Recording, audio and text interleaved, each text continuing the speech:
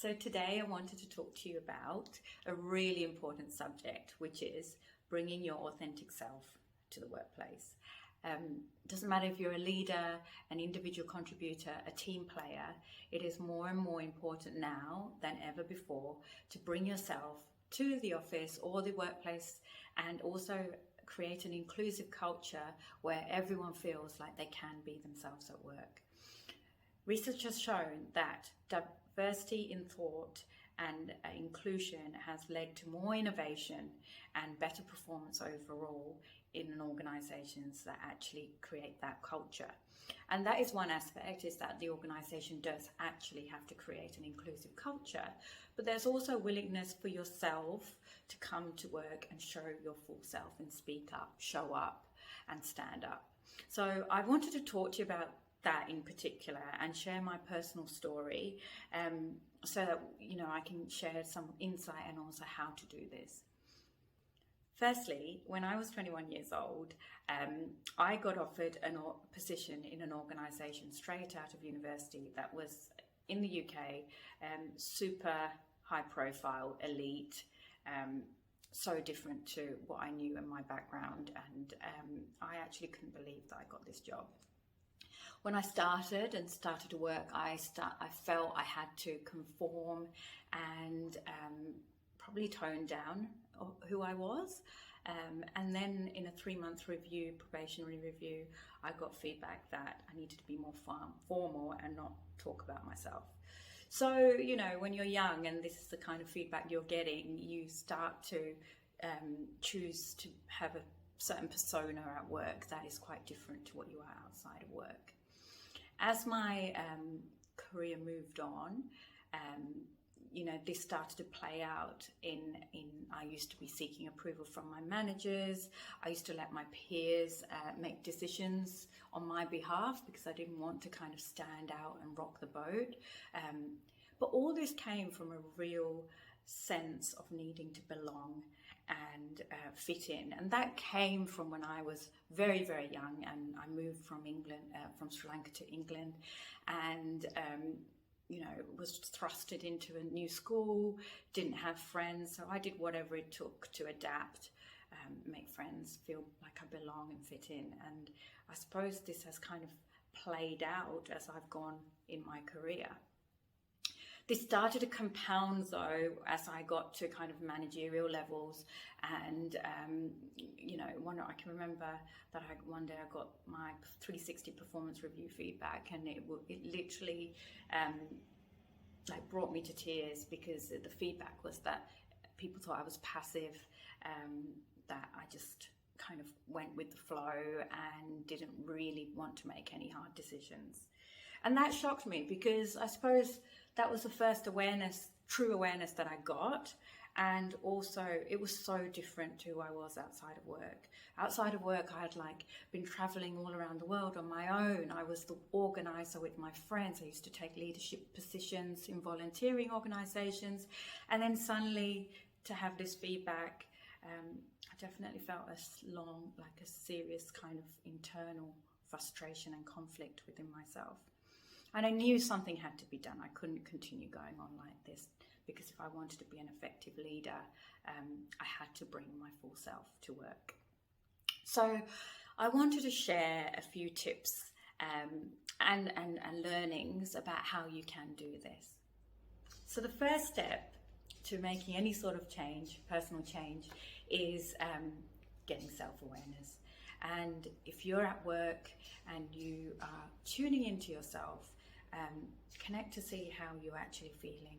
What are you feeling? Internal frustration? Are you holding yourself back? And if you are, ask yourself why, and whether this is a pattern of behavior. For me, it was a pattern of behavior based on my upbringing, gender stereotyping from a cultural perspective, as well as being an immigrant in the UK and Australia, all kind of had an impact on the way I was behaving, and a need to protect myself by staying small, really. So once you have that awareness, you're kind of ready, good to go. Next part is to then make a decision to align to your true self. Now, this is really important because, and it takes a lot of work, because you have to then accept who you are and also have a belief in yourself. But once you do this, this is kind of the way you start to expand and grow your self-confidence and self-esteem. For me, I knew that I was a person of integrity. I knew that I had something to contribute that was positive in all aspects of my life. And I also wanted to kind of support others, bring joy, bring fun, and based on all these kind of things that were important to me, I wanted to bring that into the workplace. So that in itself made me want to start to look at how I could bring my true self into the workplace. So step 3 then was to integrate. So what you then do is bit by bit try to bring a little bit of yourself into the workplace. So start to share a little bit more about your passions and interests, give your opinions and ask for other people's opinions, start to get to know people a little bit deeper. And then I know it is uncomfortable at the beginning when you start to do this, but slowly it becomes natural and you start to feel more kind of yourself as well. And people will also appreciate that because they get to know you a bit better. Once you do this, this is kind of the way the journey begins, really. And for me, bit by bit, I started growing my confidence, and before I knew it, I was in a leadership position where I was making a valuable contribution. I was valued by others, but also making a difference. And after that, I also set up my own business. So it just shows that you can change and be authentic in the work that you do. So one of the most important steps is to get clarity on your own personal why. Why are you here? Why are you going to work? And what are you trying to achieve? And once you have that clarity on your purpose, taking risks, standing up, stepping up, showing up actually becomes a lot easier, because you're doing it for a bigger reason, a much higher purpose than your own insecurities and fears. So if you can get to a place of being really clear on your why, then that's going to help you step into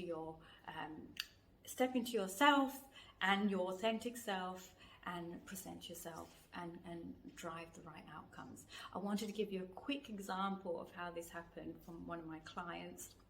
She came to see me because she struggles. She's in a male leadership team, and she struggles to kind of voice her opinions. She feels like she always gets shut down. And we've been working on this for a while. And she actually came to me and said, well, actually, I had a breakthrough. I was like, oh, this is great. How? Tell me. And it was all because she connected to her purpose. So she was in a leadership meeting, and they were talking about client care, and she felt so compelled and passionate about this to drive the right outcome that she stepped up, spoke up, and made her opinions clear and actually made a change. So for her, she then got the self-confidence in herself to do this. She also came across authentically, passionately, and had a deeper meaning in her work. So it was a win-win for everybody, really, in that scenario. So don't be afraid to take your full authentic self to work. I know it's not always easy. It depends on what kind of organization you work for as well. But by you kind of getting through your own limiting beliefs and getting to that point where you can take your full authentic self to work, then others will follow, and it will have a rippling effect to build inclusive cultures and organizations. So remember my 4 tips. First of all, get the awareness. Once you have the awareness about how you're behaving, commit and make a decision to change, and integrate your full self in all aspects of your life, and then connect that to a higher purpose, or be purpose-led in the way you make decisions and do your work. So thank you so much for your time. I hope my share has really helped you. If you want to get in contact, go on my website or send me a message.